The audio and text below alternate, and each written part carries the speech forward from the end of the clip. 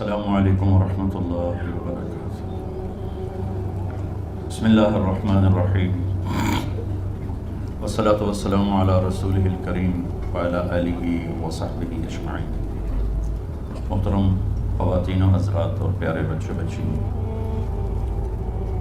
اس دنیا کا سب سے عظیم پروجیکٹ انسان ہے۔ اس کائنات کا سب سے بڑا منصوبہ انسان ہے۔ اس کائنات میں سوائے انسان کے، اگر انسان نہ ہو تو اللہ کے لیے کوئی ریفرنس نہیں ہے۔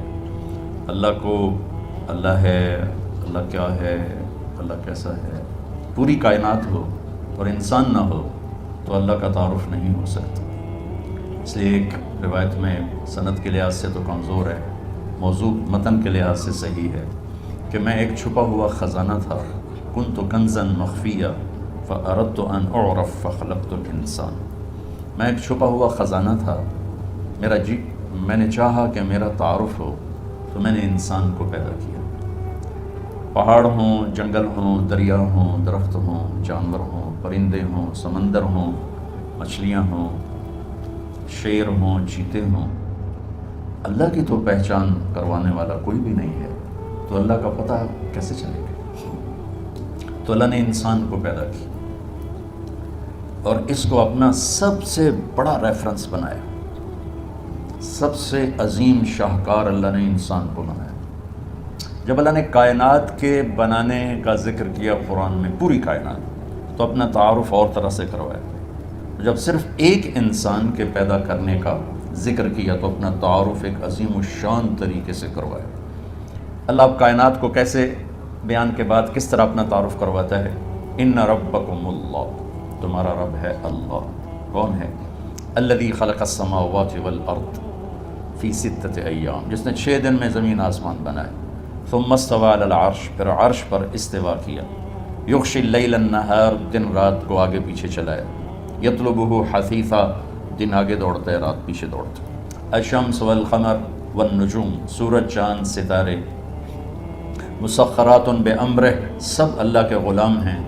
الا لہ الخلق والامر، سب غور سے سنو، خالق بھی اللہ ہے اور حاکم بھی اللہ ہے۔ فتبارک اللہ رب العالمین۔ اب یہاں تعارف کراتا ہے کہ بابرکت ہے، پوری کائنات کا پالنے والا۔ رب کا مطلب ایک پالنے والا، ایک لارڈ، پوری کائنات کا مالک اور پوری کائنات کا شہنشاہ۔ اب اللہ صرف انسان کو بتائے گا کہ میں نے انسان کو بنایا، پھر اپنا تعارف دیکھیں وہ کیسے کروائے گا۔ وَلَقَدْ خَلَقْنَا الْإِنسَانَ مِنْ سُلَالَةٍ مِنْ طِينٍ، ہم نے انسان کو مٹی سے نکال کر ایک جوہر میں بدلا۔ ثم خلقناہ نطفۃ فی قرار مکین، پھر اسے ایک مضبوط ٹھکانے میں جگہ دیا۔ ثم خلقنا النطفۃ علقہ، پھر اس پانی کو ہم نے ایک جونک کی شکل دی۔ فخلقنا العلقۃ مضغہ، اس جونک کو لوتھڑے کی شکل دی۔ فخلقنا المضغۃ عظاما، پھر اس لوتھڑے میں ہڈیوں کو پرویا۔ فکسونا العظام لحما، پھر ان ہڈیوں پر شکل چڑھائی، گوشت چڑھایا۔ ثم انشأناہ خلقا آخر، پھر یہ شکلیں عطا فرمائیں۔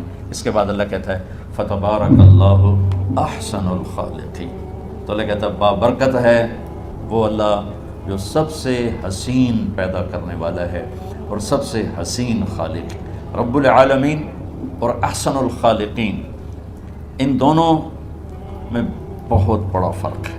کائنات کی پیدائش پر کہا رب العالمین، اور انسان میگا پروجیکٹ ہے، باقی سب پروجیکٹ بڑے چھوٹے چھوٹے ہیں۔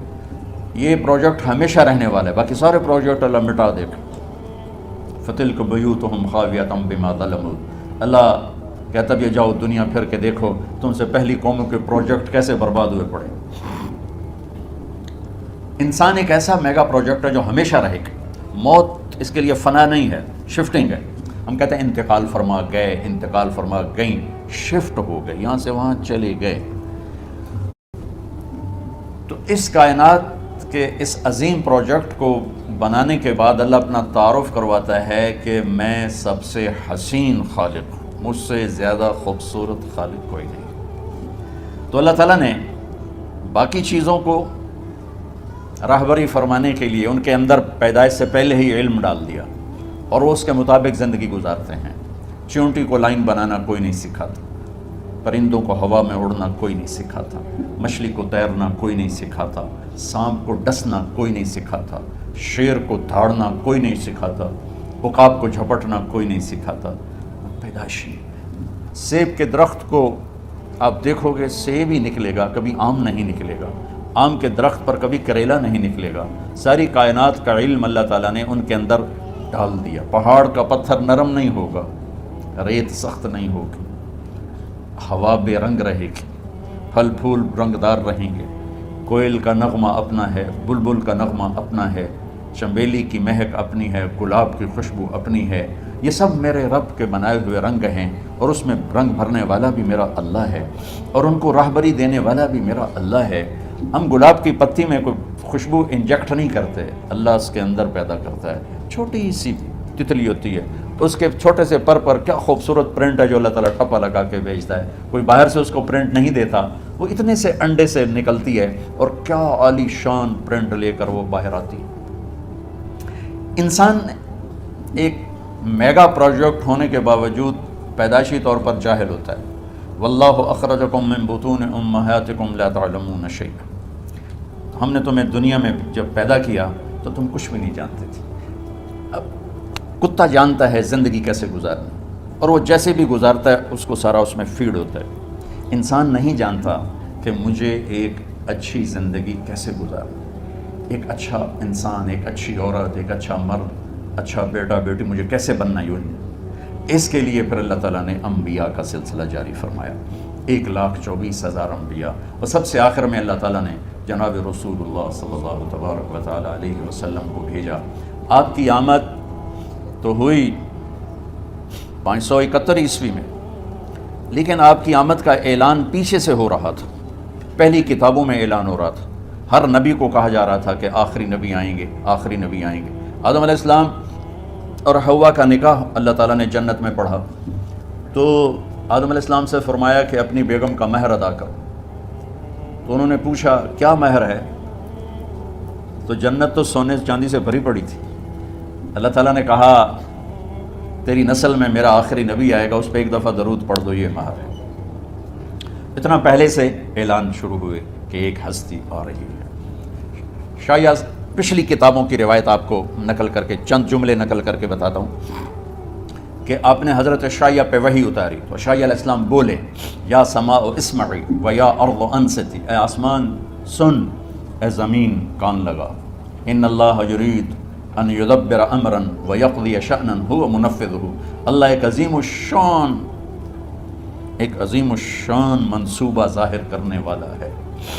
یرید ان یحول الریف الی الفلاح والملک فی الرعاء، اللہ صحراؤں کو باغ بنانے والا ہے اور چرواہوں کو بادشاہ بنانے والا ہے۔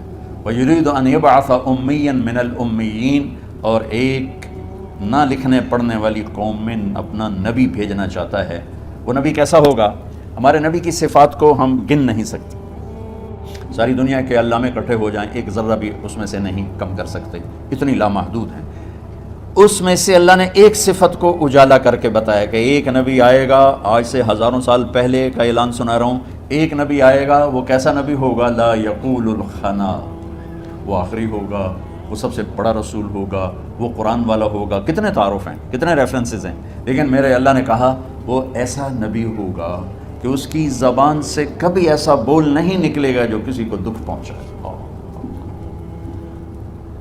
میرا سارا ملک زہریلا ہو چکا ہے، اور زبانوں میں اتنا زہر ہے، لکھنے والے کے قلم میں زہر ہے، بولنے والے کی زبان میں زہر ہے، دیکھنے والے کی آنکھ میں زہر بھرا ہوا ہے۔ اور میرے اللہ نے ہزاروں سال پہلے میرے نبی کی صفت کو ہائی لائٹ کیا کہ ایسا نبی بھیجوں گا جو کبھی کسی کو دکھ دینے والا بول نہیں بولے گا۔ یہ میرے نبی کی سیرت، جیسے ہمارے عزیز جہاں زیب نے اشارہ کیا کہ والدین پریشان ہیں بچوں کا، کہ یہ ہماری خوبصورت نسل، ہمارے بعد ہماری نشانی، اور آج کا خوفناک ماحول، ہم اس دھارے کا رخ بدل نہیں سکتے، لیکن ہم اس کے آگے دیوار کھڑی کر سکتے، وہ ہے میرے نبی کی خوبصورت زندگی اور میرے نبی کا تعارف، چونکہ ہر بچہ اپنے اندر اللہ اس کے رسول کا تعلق لے کے پیدا ہوتا ہے۔ وما خلقت الجن والانس الا لیعبدون، بنانے والا کہہ رہا ہے کہ میں نے مردوں عورتوں جنات کو ڈیزائن کیا ہے اپنی بندگی کے لیے، یعنی کہ تو ڈیزائن میں یہ چیز ہے۔